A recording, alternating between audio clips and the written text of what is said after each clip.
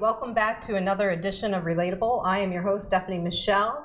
This is the show where we talk about exceptional human encounters, the people that make them happen and the actions it takes to create them. We are actually recording this show on a Sunday. It was a Sunday after a really beautiful weekend in Los Angeles. I'm sorry, my relatives in other parts of the country. I know sometimes you hate it when I say, oh, another beautiful day in LA, but it happened. That's how this weekend was. And we haven't had so many of them in a row. Had a lot of rain, so it's cool. I'm gonna take this. It's been a beautiful weekend. First, I just want to, before we talk about what's going on in our lives and in thoughts in my mind, I just want you to acknowledge my funky pants. This is another outfit by Eva Varro. I love printed pants. I just love wearing something with a little print on them, and I just love these. And she is like so good at picking out really high-end knit qualities that just make you feel amazing. Like it's almost a crime how comfortable I feel right now. And if you want a pair of funky pants like this, check out her website at evavarro.com. She also has issued a special promo code for Relatable fans. It's RELATE20 to get 20% off your order. So there, you can score your own pants. Check it out. So now what's inside me, what's going on? I'm thinking a lot about media. How can you not? We're overexposed to it. If you pay attention to the news, any form of media, traditional media, social media, there's a lot going on there. And I think there's definitely a trend to make definitive announcements about people, topics, and issues. And then the trend to respond, the trendy thing to do to respond is be outraged or be outrageous and show how you feel about things. And I sometimes, not all the time, but sometimes think that overshadows and distracts from the effort and time that's needed to really sort out what's important. And what I mean by that is, how do we figure out how to move forward for ourselves? How do we move forward in the best interest of our well-being and also in the world around us? And if we're responding to things so quickly, I think we miss some of that good time that we need in research and thought to really sort out the best thing to do. So in many cases, I think, maybe some of the conversations we start on social media maybe shouldn't be started there, and if they are started there, spend some time offline really working out that conversation, because there's always context that is involved in someone posting something or having an opinion about something that if you respond right away without maybe asking for more, like, hey, can you tell me where you're coming from on this? There's always context that we're missing when we're trying to be quick and post a 3-minute video or a really fun meme post. So just think about that. And here's something I think that is worth considering. So we all get triggered. It's just a normal thing. We get triggered when we see something. And instead of posting something in response in an angry way, think about just, researching a little bit and maybe checking in with yourself. Like, why did that trigger me in such a way? And invite other people into the conversation. And here's a new comment that I would just love to start seeing showing up in the comment threads everywhere, is something like this. I don't necessarily agree with you, but I appreciate you for giving me something to explore my own point of view. I think that's a great comment to say to someone. Just like people that are taking the time to put out content, they're coming from a place of passion, and maybe you don't agree, but acknowledge that, hey, that's an opportunity for you to kind of think about your own point of view. So let's try that comment, just something to consider.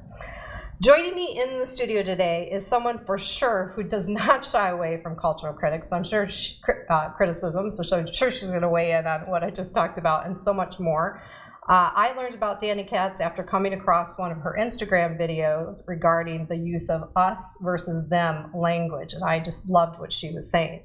So more about Dani. Dani has a master's degree in journalism and has spent the past several years immersed in the study of quantum language and conscious communication, researching and perfecting the ways, whys, and hows that language influences every human experience. Yes. She is the author of Word Up, Little Languaging Hacks for Big Change, which recently topped Amazon's best-selling self-help book list at number 21. And hello, Deeds. Deeds wants to weigh in here. And Dani writes for the LA Weekly, Los Angeles Times, Vice, Teen Vogue, and the Santa Fe Reporter. She's known for her witty wordplay and her fun line drawings. I'm so envious. She has really cute handwriting. I have terrible handwriting. Dani's illustrations can be found alongside of her writing and in a transformative coloring book called Yes, I Am. You can also find Dani on her YouTube channel, Words Are Matter, where she talks about language hacks and communication upgrades. Yeah. Welcome. Thank you. Thanks for having me. He really wants to play with you. He really does. She's told me, she's like, not quite a dog person. He's like, yeah, I'm gonna really try to win her over. Yeah. If he gets, if you need to, just tell him I'll move him over on my lap. So Dani, I usually ask, like, I ran a little bit or kind of share what's on my mind in the monologue. So I always want to give the guests an opportunity to share what's on their mind. So what's pulling your attention right now? Like, what are you thinking about? What am I thinking about in general? Yeah, just, before we get into our talk about language and getting to know each other, is there something that's like, hey, I've been thinking a lot about this Well, lately? I appreciated what you were saying about weighing in on comment threads, because I'm looking at that right now. Like, why am I engaging?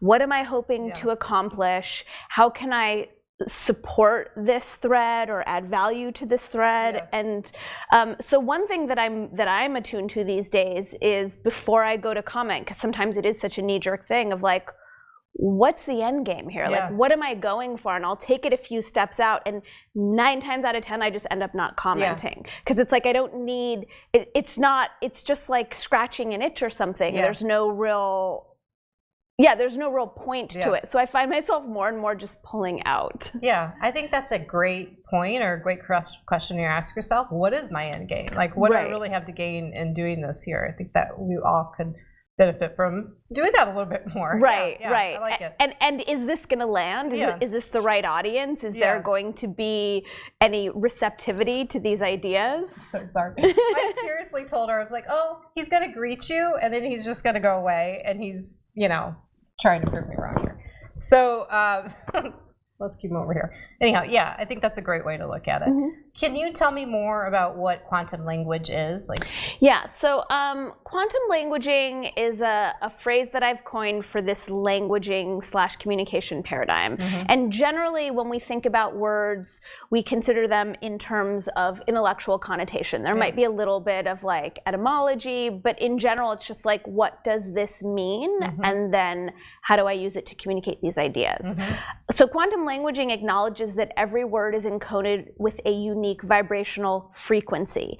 And those frequencies affect our emotional body, our psychological body, and our spiritual body. So quantum languaging attunes us to all of these different levels and layers that words communicate, and supports us in communicating such that we can harmonize these frequencies and be heard and expand our audience and so like that. In short, words have energy, and there's probably words, and I'm sure this is a big part of what your book is about, that are safer to use because different words have different energies to even different people. So absolutely, you could say something and it means something that is positive to you, and you have a real connection to that word, but to somebody else it's triggering something that was harmful to them.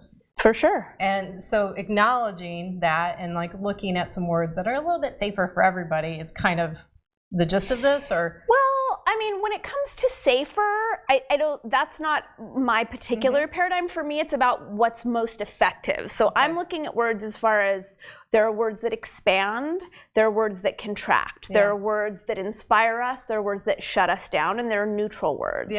As far as safe, that's not a paradigm that I'm really acknowledging. Like I more come from the perspective that if I'm triggered, that's on me to do some work around that. I'm more looking at like, are these words going to most effectively transmit what I'm wanting to communicate, and also allow the person to whom I'm speaking to be in an expansive, receptive place so that they can hear me. Yeah, okay. I mean, I hear that. It's so expansive. I think there is a little bit of safety, though, even in just what you said, because in order for it to be expansive, it has to feel like you invited me in, like, which is, totally. I can talk about this instead of you shut me down immediately. In these words. Yes, you're right, and I'm glad that you I'm glad that you brought it up again, because as I'm sinking into it, I think it's just I haven't used the word safe before. And I think that you are right, because what happens when we use words that inspire us to contract is we get put on the defensive because we don't feel safe. So yes, you're totally right. It's just, and this is a perfect example of languaging, right? Because safe is a word that I think about. I think about safe conversation, safe communication. And in a way, and now having this conversation with you, so you can expand at it. Like, I like to have meaningful, deep conversations with people, and if you are not conscious of what those words are or how you're inviting people in, there is no room for them to expand into it. Completely. And I'm noticing that what I was reacting to, not really responding to, was sort of the cultural associations around safe spaces these days and safety. True. And so that's what I was doing with that in my brain, and then watching myself contract and pushing back around that.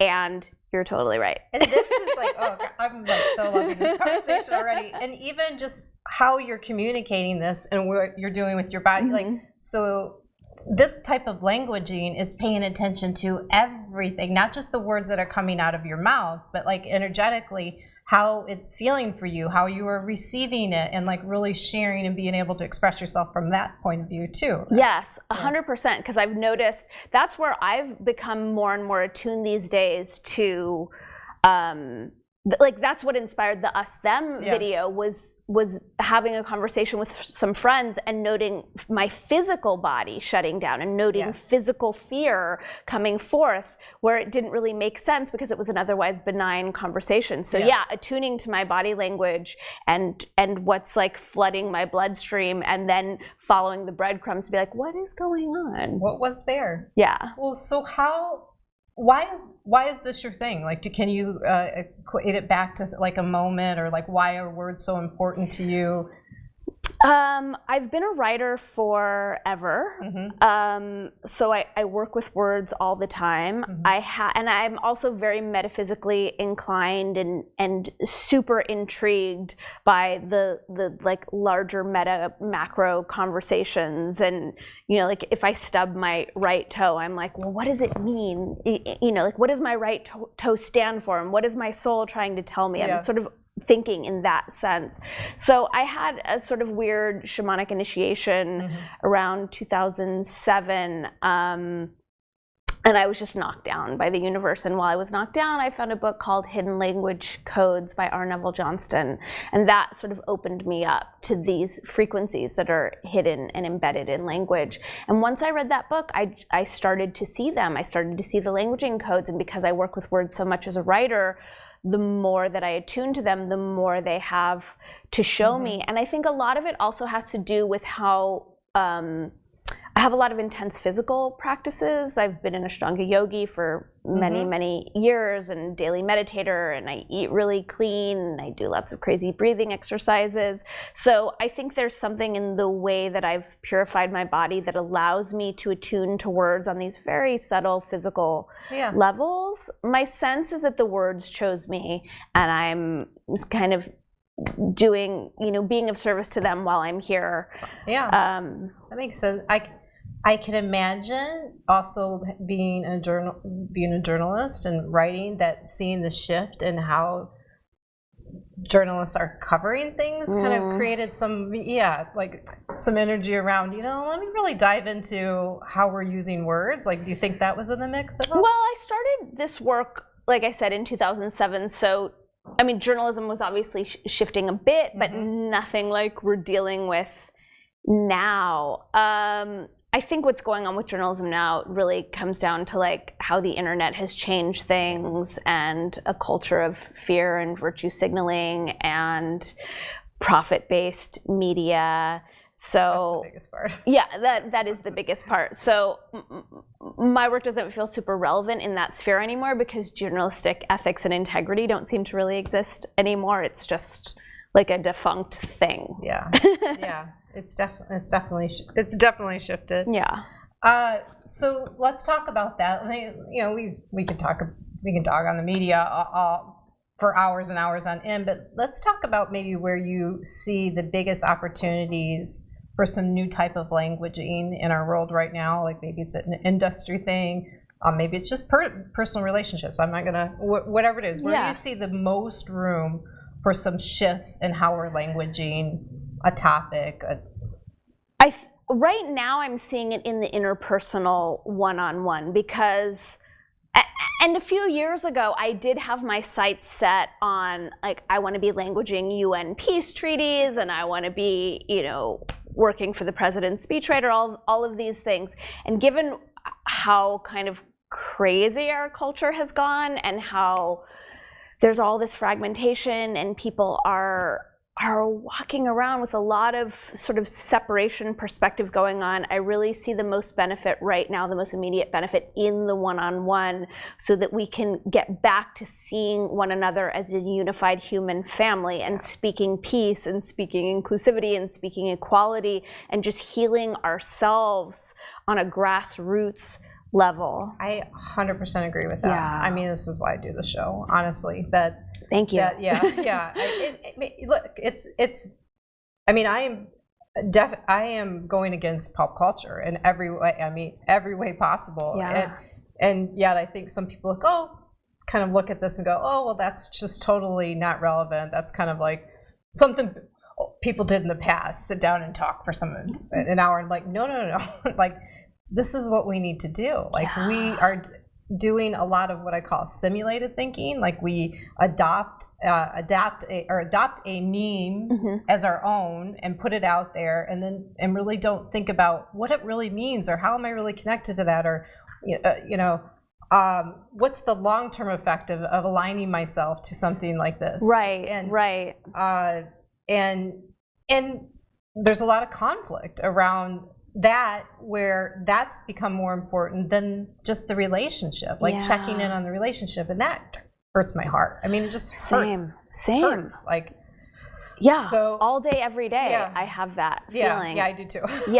I had I was working with a coaching client a couple weeks ago, and she's super passionate about vaccines, and I was coaching her as far as working up the courage to put her ideas out into the public sphere, because it's so volatile, it's so divisive right now around that. And she was saying, like, well, you know, I just really want to be loyal to my ideas.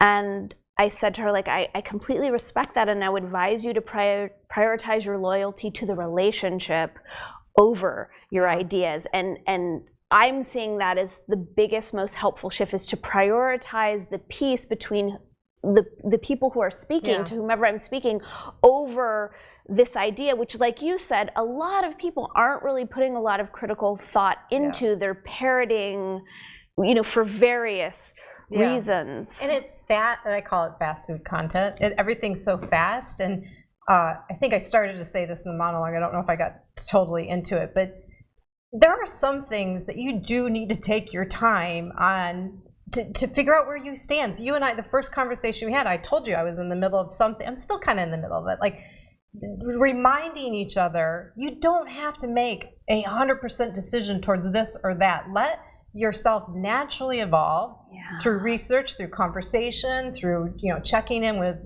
God's spirit, wherever, you know, let yourself evolve and be ready for, like, yes, this is the position that I have, but like forcing that. And we do it all the time. I see it all the time. Like, when the response to a crisis and everybody has to post, I never post during those times. Because I'm like, first of all, I don't really have anything any different or unique that's going to be said. It's all been said. It's all been said in the first 3 seconds of that crisis happening. And what we don't need is more of that, and we need more of this. Like, I wish every person had a built-in system with their friends and families that allowed themselves to process the traumas in the media. You know, let's say every Tuesday I'm going to have coffee with this certain group of people, and we're just going to talk it out. Like, I think that's where we are. I don't think our physical system was made to deal with so many traumas over and over again, and not being able to have a real place to process that. Definitely not, especially since what we're calling trauma is like, that's a for-profit news organization is telling us that this is a crisis, is telling us that this is a trauma. Everything's angled to keep us in a state of fear, to keep the matrix going. So it's also like, are these even crises? Are these even traumas? Is this really the most important thing? Because that's where I'm seeing, and I don't want to take us too far down a crazy path, but the things that the news is prioritizing as the biggest problems is a giant smokescreen in my mind for what the actual problems are. Yeah, but I agree, but I also don't think they're one part of the problem. I think it started with, well, let's just be real, and this is my opinion. You can, you could just, anybody could disagree. But it started with this invention of social media by, let's not forget, a kid in college that invented something to rate the appearance of women. And he was coming from a place where he probably couldn't get a date in college, okay? Right. Not a lot of good energy in that dynamic, right? So that comes out. We all get into this fast judgment, of everything, and then now the media, the traditional media, is like, oh, that's what we're going to do to get some attention. Ooh, let's create what do we call them, clickbait titles and crazy stuff. And so, and then we have influencers in the mix of well, that's what you got to do to get attention. So I don't even know at this point. And it's not even worth going into who's at more fault or who's to blame, but not at all. The cycle is just cannibalizing. It's just eating completely and continuing to create a situation where the best thing that we can do as a human person on this planet right now, I think, is to work in a dedicated practice of doing this. Of just doing this. Right. It's in the same way, if you go to the gym and spend 90 minutes at the gym physically working out, and you understand that is helpful for your well-being. Yeah. This is too. And to deal with that stuff, this is what you got to do. I completely agree. And I think another piece that I would fold into that, because we're having this conversation and there's your ideas and my ideas and your opinions and my opinions, is this my opinion? Where does this opinion come from? Does this come from an honest place? And if this was implanted, have I done my due diligence and looked at it from all the angles to make sure that I'm really aligned with what I'm saying? Yes. And so I think that's another piece that I would just like to add is make sure that our ideas are really our ideas and that we've come to them authentically. Yes. And when you say that, immediately what I think about is, we were born into a family, and our family had traditions and thoughts, values, and beliefs that we did take on as our own. And most of the growth and the things that trigger us as us sort of working out, are those things best for me? I mean, I know my mom believes that, and I know my dad believes that. But are they mine? Are they truly aligned with who I am, where my soul is in this place? Totally. And that's okay, and that doesn't mean you're oh, you can't connect with your family. And that's a whole nother thing we've got to work out as adults, is once you figure those things out, then how do you still have love and openness to the family, that maybe, you're not totally aligned with, but but this is adulting. I don't really like that term. I don't know why I said it, but this is us being a human, living, growing thing that has the beauty and the opportunity and the openness to evolve and learn and grow. Yeah. And I think the other piece, just jumping on what you're saying, is okay, so this is a belief or an opinion that I landed on 5 years ago, 1 year ago. Is it still applicable today? I remember, I voted for Bernie in the last election, and then he announced that he was running again, and I was like, great. And I even put out a video about it. And then I was like, wait a minute, I haven't checked out his website recently. I don't know what he's putting forth right now. I actually don't know what policy he's angling for. That's not authentic. I haven't done my research. That's an old idea. It might still apply, but I need to do the work to make sure that that's still an aligned and resonant human to back. Totally. And in that, somehow, what I was thinking about is it's another, I want to say another opportunity for growth is to not define everything and is this my candidate now, or was I right or wrong? Right. I love the openness to things that are non-binary. I love the idea that things are on a spectrum, and really exploring that and just say, at that time with what you knew, he was your guy. Totally. Flash forward to today, things have changed a little bit, and you're going to check in and see, is he still your guy? And Exactly. and in what degree? Because it could be, 70%, but let's see what else comes up. Totally. And even just in you saying my candidate, that's one thing that I'm so attuned to these days, is where we will conflate things that are resonant with mine, and that it becomes identity, and then we become more entangled with them, versus like, this is the candidate that's most inspiring to me. He's not mine, because that's when it gets really conflicty, and when people get like defensive and weird in their conversations because they've conflated themselves with these things that resonate. Do you know what I'm saying? Oh yeah, I'm trying, like, as soon as you claim something as your own, and then someone says something against it, there's a lot more opportunity to be triggered and upset, because you're like, that's my thing. Right, like, because then it becomes an existential threat versus just like, oh, I like pink better than blue. You know? Yeah, I got it. I love it. We could talk about this all day. So we talked about maybe the room for opportunity, definitely interpersonal. Do you see like an industry, I would love it to be a politician. I'd love for you to answer politician, but do you see where someone's really grasping language and doing it really well and being really thoughtful and like doing the things that you really are aligned with? Do you see like a good example of it? Present day, I see people who have a grasp of it who are using it to manipulate. I'm sure there are people who are, I don't actually pay attention to a lot of popular media. I'm not really sure. I would like there to be. I would too. I would too. I mean, you just don't see it. I mean, I think what we see one form of communication most of the time over and over again, which is debating. Right. And debating has become the sport of debating, just to debate.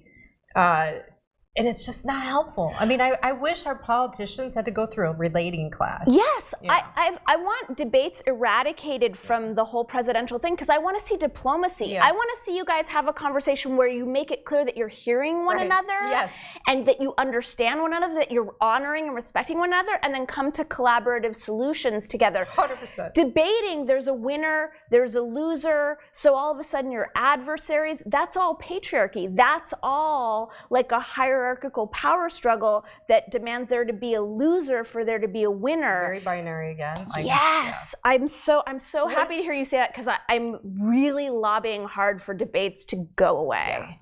I'm gonna put a pin on that. I'm gonna bring that back. So there's a video I watched for years that I'm like, well, then what? How do you feel about this? But wouldn't it be awesome if instead of seeing debates, we locked the candidates in a room? We gave them a problem, and we're like, you don't get to come out until you guys have created a solution. And we get to see that whole thing. How they're working together. But like, you have to, if you can't come out and with a solution that works for both people, you should not be able to run. I really honestly, for sure, at this point and where we are and all the nonsense that we've had to put up with in the last couple of years that have distracted away from real issues and real shit getting done. Exactly. Like I want to see that people can come together. I'm so sorry. and work it out. Like be human. You be fellow Earthlings. Like work this shit out. 100%. That's what I'm interested in. Not like you can like cling to your idea and barrel over the other person with pure force. And honestly, and so I'm going to get into. I marathon video watch, so we can talk about some stuff. And I just lost my train of thought. I know what it is. And it is the video that got us here. That the us versus them. When I hear a candidate that's running now and all that's talking about running for president, and they immediately say something about my party or no, honey, that was her. When they say something about we or our party, I'm like, I lose a connection to them immediately. Like and I know why they're doing it, especially at this stage, and you got to really pay attention to how things work, because there's so many different candidates and they're trying to win the vote of the party, which it seems to be a system that needs to be broken apart as well. Like let a person really run on them being the best for the job, you know, and let's be aware of that these groups are kind of not helpful, or like there's a I get really into we believe we have a democracy, but there's these levels in it that actually are taking it away. When if this group, you know, the Democratic Party, the Republican Party, has to rise up or pick which candidate's going to go forward, it's like, let us pick. Yeah, it feels really out of date and really dysfunctional. Yeah. I'm really not into the two-party system. Yeah, I don't think it's working. I would like it to go away. And also this idea these days of people voting for whoever they hate less. Yeah, that's how is that democracy? Yeah. Like, that's not a vote. Yeah. To vote out of fear for what we don't want. Yeah, I'm really excited for us to evolve into something way more functional. I don't know I don't see the pathway yet for that evolution to take place. I had been lobbying hard, and again, like I don't want to make it a big burning thing because I have not done my due diligence to know that he's where I'm lending my weight. And when, you know, a couple months ago, I had the thought, if Bernie were to come out, or a Tulsi, but to come out and be like, fuck the two-party system. Can I say that word? Yeah. Okay. I'm running independent because I don't want to be enslaved to these toxic organizations, and let's evolve. Like, we're being invited to evolve out of binary gender. Yeah. So, I mean, wherever we stand on that or not, that's happening. So, you know, as a culture, we're being invited to evolve out of that form of duality. It's also time for us to evolve out of this binary dualistic political thing. So I was super bummed when he announced that he was going for the Democrat. I was just, oh no, don't play into that old thing. You could have like quantum leapt us so far as a country. Yeah. I'm sure there's variables we don't know too, and like why he made the decision to do that, because, you know, they talk about he might not get the vote, otherwise, whatever. But yeah, I mean, hopefully I think where there might be opportunity is if someone like that actually gets to be president, and then they break it down. Then they're like, okay, I ran as a Democrat, but like, let's really, this is one of my core issues that I'm going to really address this year. Like, we're going to look into this stuff. Well, I've noticed the program, because when I was talking about that among my friends in my community, and they were like, an independent candidate will never win. And it was so frustrating, because I was like, that's a program. Why are you like this impossible thing? Just because we haven't seen it in our lifetime doesn't mean that it's not possible. That attitude, that is what is keeping us stuck. That attitude, and there's the opportunity. The opportunity is, well, why do you think that, right? Like, my favorite thing is why questions. I just can't express that enough. Like, if we want to have more meaningful dialogue with each other, slow down and ask a why question. And I'll frame it often in this way. Like, if you think about your own personal relationships, you have some what friends, they know what you do. Your why friends know why you do it. And you're close to them. Like, you have fellowship, right? Yeah. So the idea of just getting to why questions quicker, like, okay, you feel that way. Why? Yeah. Why? And why is that? Like, it's like almost doing it to a point where you're like a 3-year-old annoying. Like, why? Why is this guy? You know, like, right. Let's go back to that. I love that paradigm and that perspective and that curiosity and that depth digging. I do have a thing with why, because a lot of times the way that we'll use why is a euphemism for I don't approve of you. So the way that I do it when I'm on top of my P's and Q's is similar to you, and I'll say like, what inspires you to think that, or what informs that? I'll move away from the why and into the what, and it's the same thing. It's digging for more information. Well, back to, you know, what your book is about and what you talk about is, like, of course, the normal way that a why question is asked feels kind of judgmental and can be kind of probing, and it can be asked at an inappropriate time. But if you think about this, slow down the judgment, speed up the curiosity, and really be generally interested. Like, well, that's interesting that you feel that way. Like, why? You know, tell me more. I really want to understand. Like, I've never had someone tell me that, or, you know, I don't really know much about this. Why? Where are you coming from? Why? Exactly. Totally different. Exactly. And I can get from the, you know, like, you're a probing, curious, intellectually expansive person.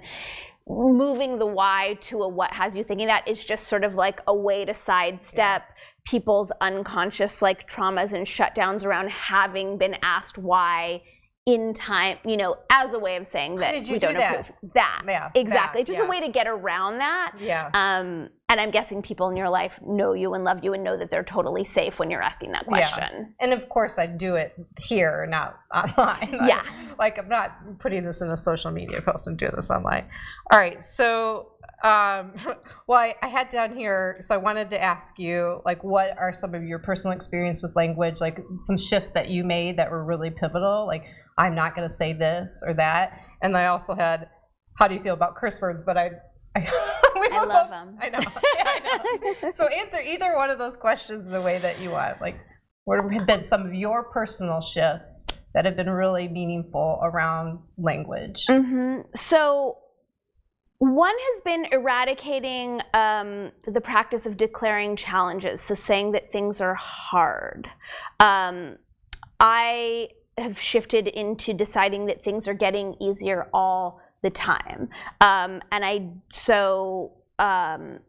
Like money comes easily to me, or I just wrote another book and I had 4.5 months to do it. And, wow. I would say when I felt myself getting tired, this book is writing itself. I love how easily this book is writing itself. So choosing to sidestep the urge to say that something is hard or challenging and declaring that it's easy so that the universe can respond. Another big one that I just figured this out, I've been working on this one for maybe like 6 to 9 months, is I no longer say I don't have time. Because I realized how I was giving my power away to this concept of time when I would say that I don't have it. And I was running a type of scarcity speak in saying like, no, I can't drive downtown to be on your show. I don't have time. Versus, I'm here, so let's pick a different example. Like, I can't meet you to play racquetball. I don't have time. Versus, you know what? I'm choosing to stay home and read instead of doing racquetball. So it's just, instead of I don't have time, where I'm victimizing myself to a perceived scarcity of time, I switch it to that's not how I'm choosing to organize my time. And that tiny shift is so empowering because I'm in charge of my life. Time is not in charge of my life. It gives me authority over time. So that tiny thing has made a huge difference in me just moving through the world as an empowered being. Yeah, I like that. I actually I can do some work around that. I definitely have a not so healthy relationship with time and the to-do list. Like I'm always doing. And I mean, honestly, and this is a big thing that I'm paying attention to in my own life, the relationship with the world of based on what I'm doing for it instead of me being me. Like that's just real. That's a big thing that I'm thinking a lot about. And I think actually that's really helpful and felt very timely for you to say that too. For sure. Because I know that I can do some work around that. I always feel kind of pressed up against time. Are you open to a languaging reflection? Yeah, absolutely. So the idea of doing some work around it, the word work is encoded with frequencies of hard, and we're born into a world where we're told we have to work for a living. So it might be more energizing for you to be like, oh, I'm going to play with that. Or, oh, I'm excited to shift that. I'm excited to incorporate that. Just attuning to where we're using the word work, especially since you're saying that you have a tendency to maybe... And to feel overworked and stuff. I definitely need more play. So I definitely like the sound of that. Play is a great one. And then the play gets to infuse the practice. And, everything is as fun as we decide to make it. And play immediately. I love creative energy. Like it seems like the best like ideas and new ways to think things comes from a creative space. Exactly. And you're choosing to up-level your own life. You're choosing to improve it. So that is inherently a fun task. You're choosing to make your life more fun. So yeah. I love it. Thank you for that. That was a real gift. Thanks for receiving it. That was a gift. Okay, so we're probably going to move on. So I'm just going to pick one of these things. I did watch a lot of your videos, and we could actually talk a lot about this. We could really dive into them. So I'm just going to pick, because we've talked about him before. Let's talk about Jordan Peterson. Because we had a couple videos on him, and I've talked a lot about him. What do we want to talk about? Well, do you like him? I mean, are you a fan of Jordan Peterson? pretty loaded question. I am a fan of Jordan Peterson. I saw him speak in Long Beach last year, and I've watched his videos and listened to some of his books on tape. I think what he's saying, I like him. I like him for pushing back against, I will not cede linguistic territory. I love that. I think he's spot on, and I like that he's showing up for sovereignty and then he's inviting personal responsibility and speaking. I think it's very empowering to tell people, like, it's your life. Yeah. What are you going to do with it? I think he's great. I think the biggest issue with Jordan Peterson are his languaging patterns really work against him, and I think that creates a lot of unnecessary pushback for himself, which on some level is feeding him, and he obviously likes it. Yeah. Then I also see, in terms of, are you familiar with spiral dynamics? No. So spiral dynamics is I won't take us too deep down that rabbit hole, but it's a system that delineates the levels of consciousness and how consciousness evolves. And so I can tell from his level of consciousness, he's very into marriage and religion and structure and authority. So he's speaking at an appropriate level for his own level of consciousness. Unfortunately, it just creates a lot of unnecessary pushback because there's a lot of judgment, there's a lot of right, wrong, good, bad, an assumption of authority in the way that he presents his otherwise very salient ideas. Yeah. What's your take? I don't like him. That's the first part. But I don't like him for some of the reasons we actually talked about earlier. I think that he's a highly skilled and he's in the art of debate. And I would like to see him shift and invite people into, like, why are you asking that question? Or, like, do a little bit more relating, and then I think I could take him. Right. I think I could take more. He says a lot of things. Some things I agree. Some things I have found so distasteful and damaging, and I'm like, ugh. And those are direct words that I've heard him say, not how the media has really villainized him. And I know that that's happened, but he's just so crafty in the art of debate. And I wish that he would show more relating tactics and how he communicates. So I hear what you're saying about, I can't speak, is he conscious or unconscious? Like, what is his awareness around what he's doing? I feel like he's a little bit of an opportunist, like that he's like riding a wave of what's being talked about. And I feel like he could be a little bit more responsible with being an educator and someone that's that has a psych degree, and just be a little bit more responsible with that. But it mostly comes down to, I do not like seeing somebody that's passionate about what they believe and is actually trying to have an articulate conversation with another human being over skilled by someone that's like, I'm going to win this debate. Yes. I don't like that. Like, I totally hear what you're saying, and I get it. I completely get it. And that's why I think Jordan Peterson is an interesting anomaly, because I think that he's operating, this is going to sound terrible, but I think I don't want to insult him. He's operating at a level of consciousness where he's being completely authentic to the level of consciousness at which he's operating. And because he has a strong intellect, he's taken that level of consciousness to an outermost layer that makes him seem maybe more adept than he is. So, but I totally hear what you're saying, and I get it. And that's what frustrates me about him, is like, you're not destroying your ideas, but like, you're doing your ideas a disservice, because this I'm right, you're wrong, I'm going to win paradigm from which you're coming is just louder, and it's unfortunate because it makes it so that people can't hear the value that he has to offer. I think something that you just said made me think something else that's important to me, and why I'm not at all a fan of it. I'm not going to say really, or I'm just not a fan at all.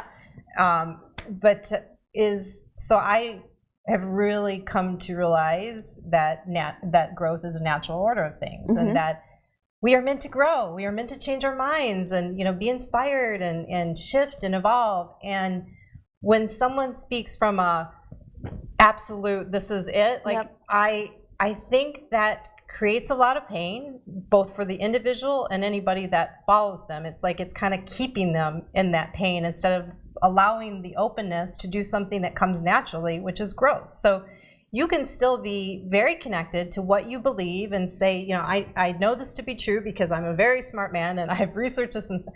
But having the openness to go, well, but I believe it enough to be challenged, and I invite that challenge, and I invite that with an open heart and an open mind. Let's talk about it. Like, I would like to see that more, and especially someone in a position of being an educator and caring about the human spirit and the human psyche. Like, that's what I would, you know, I wish for. So yeah, I think that's where that's another pain point for me in that, and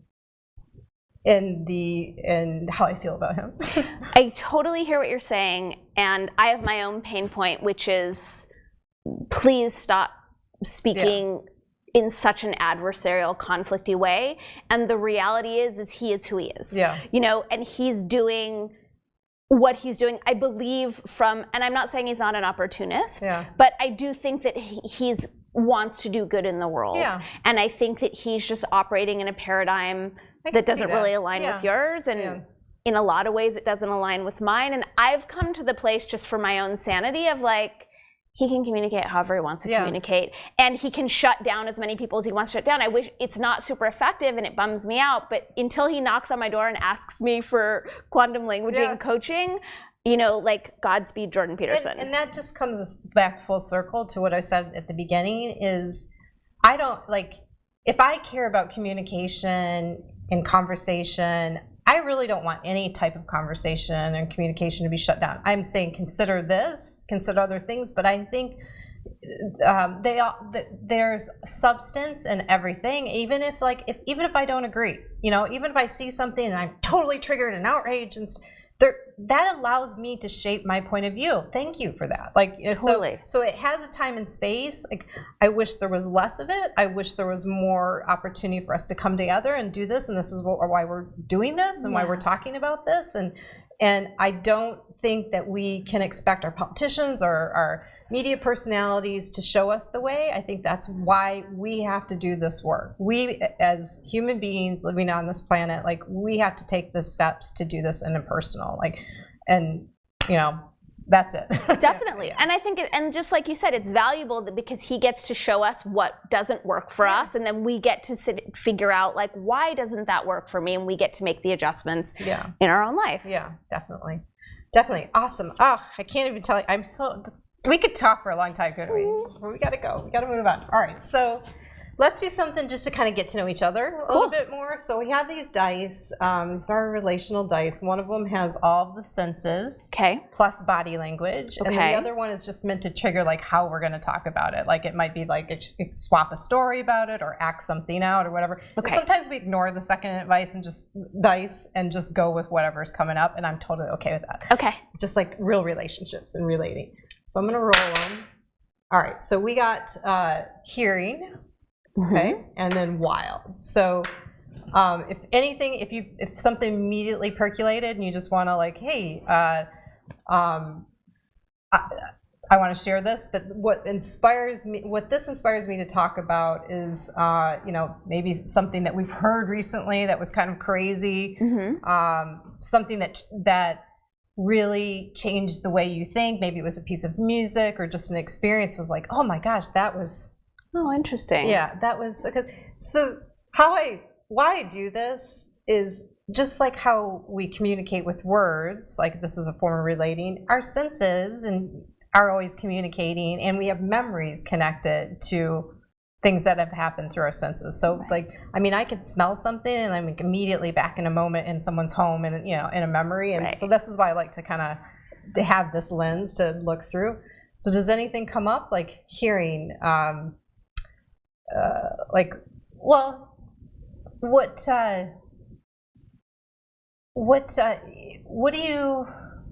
is your relationship to, like, the things that you hear in order to do what you do? So if you're writing, do you have to have total peace and quiet? Like, no.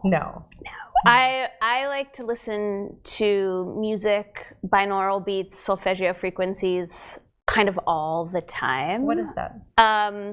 So binaural beats are different. So you would listen to binaural beats on headphones because you have different beats and sounds and frequencies coming in through each ear, and what it does is it entrains the hemispheres in specific ways. So you could be listening in such a way to create a theta state or a delta state, or to optimize brain functioning, or to tap into tranquility. Solfeggio frequencies are music that's tuned to the frequencies that music used to be tuned to before Hitler changed it all and made everything kind of dissonant, and then we adopted that.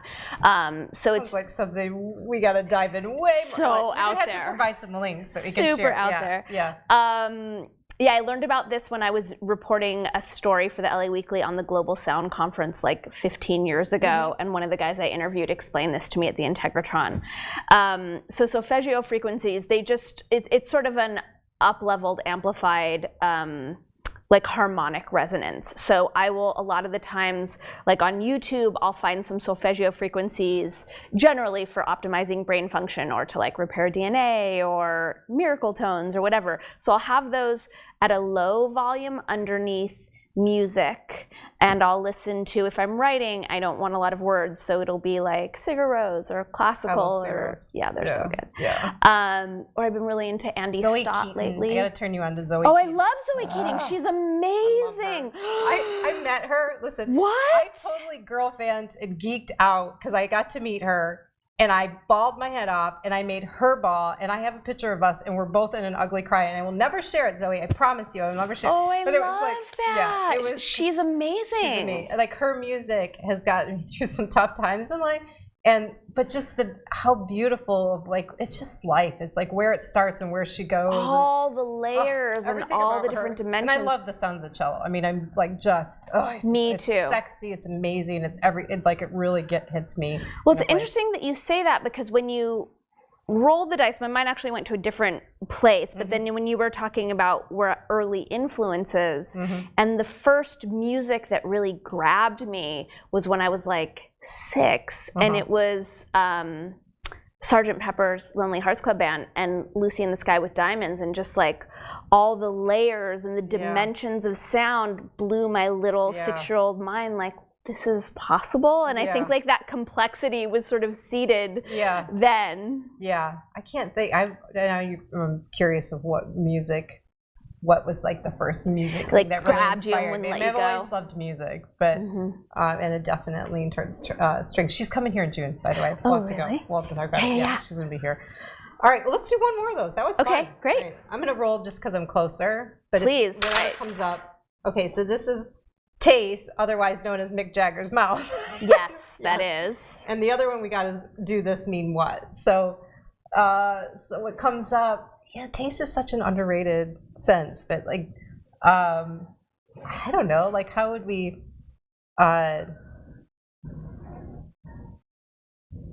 do this means what's kind of throwing it off, so I'm gonna put it away. Like, what's a memory that you have attached to a taste and being with somebody, or like, okay, I have one. You have one? Okay. As a child, I was both a competitive gymnast and a daredevil. So I would do these like crazy daredevil stunts and get hurt, and then pretend that I wasn't hurt because I didn't want to get in trouble from my parents or my gymnastics coach. So I was doing some crazy stunt, and I ended up spraining my ankle and pretending like it wasn't sprained. And I made it almost through a full gymnastics workout. And then we were tumbling at the end, and I literally collapsed and was like, I can't keep the ruse anymore. Like, I need help.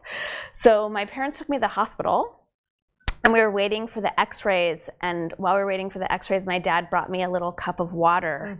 And I took a sip, and it was Sprite, and it was like the greatest thing to ever happen to me. Like, surprise! It was the greatest surprise. I love that. I love how to see something so simple triggers that. Like even just your energy sitting next to you, like you're right back in that moment. It was special. That's sweet. That's a good one. Good.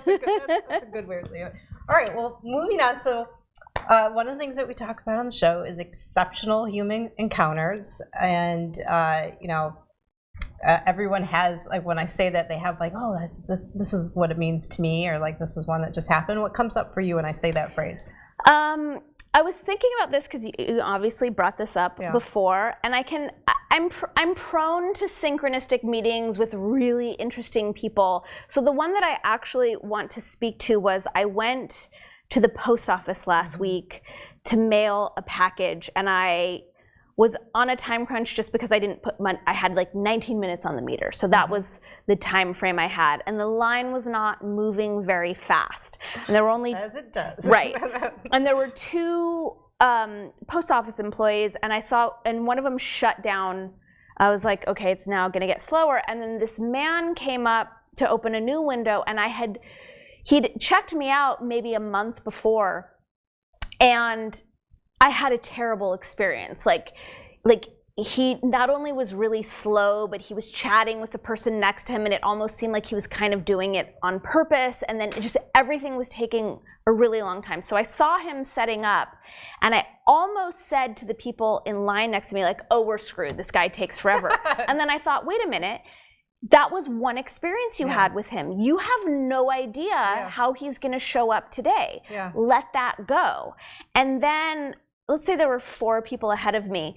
While the one person who had been open the whole time was still helping the same person, the new guy, who in my mind I identified as a slow guy, he moved through everyone so fast. So he called me up way faster than I thought, and he was like, hey, beautiful, how you doing? And he was so friendly and so helpful and so kind. And even when we finished, he made a point of stopping and making eye contact and saying, be safe out there. And it so warmed my heart. And it was just such a lesson in, like, give people a chance every time to be, you know, whoever they want to be. Be exceptional. To be exceptional in that moment. That's why we talk about the moment, not the we're not talking about exceptional human beings. Right. We're talking about the moment. Exactly. And I feel like that happened, and that I helped manifest that because I took my judgments and my expectations and I put them all aside and availed myself to, like, who knows how he's going to show up today. I'm going to stay open. And it was so great. And I learned so much from that experience. I love that story as an exceptional moment for both of you, for both parties involved. You opened yourself to, maybe that was one time, one incident. And then for him to just, wherever he was that day, to be in that moment, to be, acknowledge you and be present with you and move that line through. Yeah, and you with that. He agrees with that. All right, well, that was a great one. We are to the end of our conversation. Okay. I can't believe it. So one last thing that we get to do together is we always issue a social challenge of the week. And it's just something that people can try on their own. You know, I'm not a big advocate of doing this, because especially I don't know who's over there. I don't know the context of their life. But I am a huge advocate of exploration of, like, hey, I know that I shifted when I had this experience, so but I'm going to just offer it to you for you to try and have your own experience and try, and see what happens. So that's why we do it. Great. Always learning. I love learning environments. Yeah. So what was coming up for me before we sat down, knowing what we were going to talk about, was maybe having people journal about watching their words and making a decision to remove words that just do not serve them. So you gave me a great example in our talk today.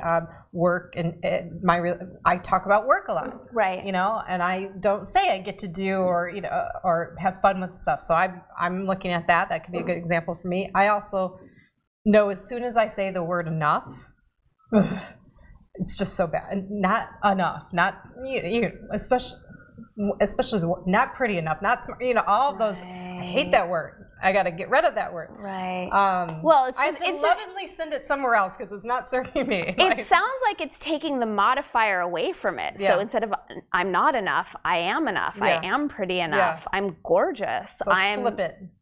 Exactly. It's the negation of the enoughness. So maybe that's the social exercise right there. Is the social challenge of the week is to start paying attention to the words that you're saying. You have a great video on just, like, we kind of take away the power and diminish our own accomplishments. When we say I just, probably is another one that I think that you could just remove. But paying attention to them and then replacing it with something. How would you? May I offer something simpler? Are you open?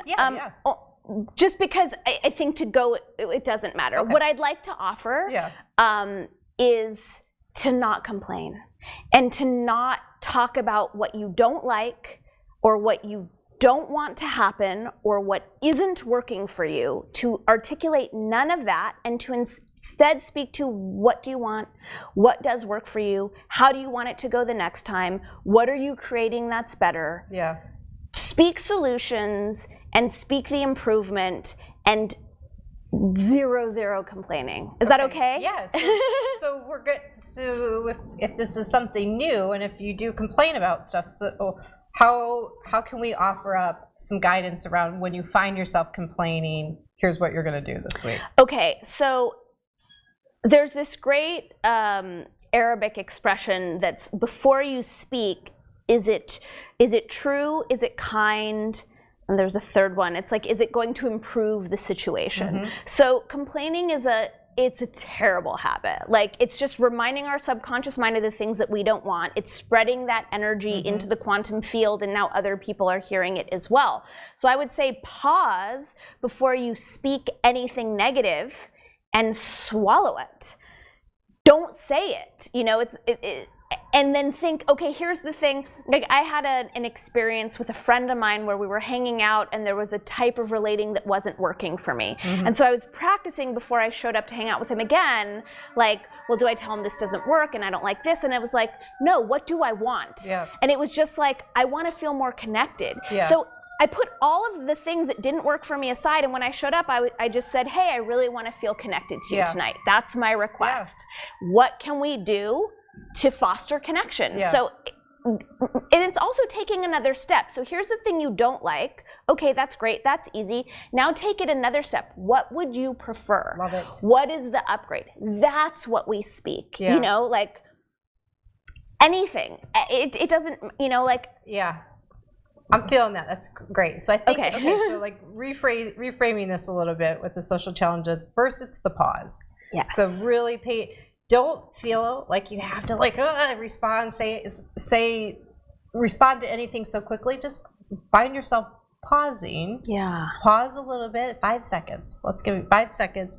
And if you are going to complain or say something negative or reframe that in a way that's more serving to you in the situation. Yeah, and I think in that 5 seconds, which is a big chunk of time, so it's great that you're offering that, is so there's the urge to speak, and it's going to be a physical, you know, like there's going to be a little bit of effort in the like, oh, I'm not going to say that. Mm-hmm. And then again, in the mind, take one step further. Yeah. What's going to be better? What do you want? You know, like challenge yourself to envision a better experience and then speak to that. I love it. All right, we're going to write out the outlines for that activity. Thank you so much for really up-leveling that social challenge. I really like it. Cool. There's lots of things I'm going to talk to you offline, some resources about the music, the book that changed your life. We're going to share those in the archives of the show. I think those will be great. Great. So I loved having you here. This was such a great conversation.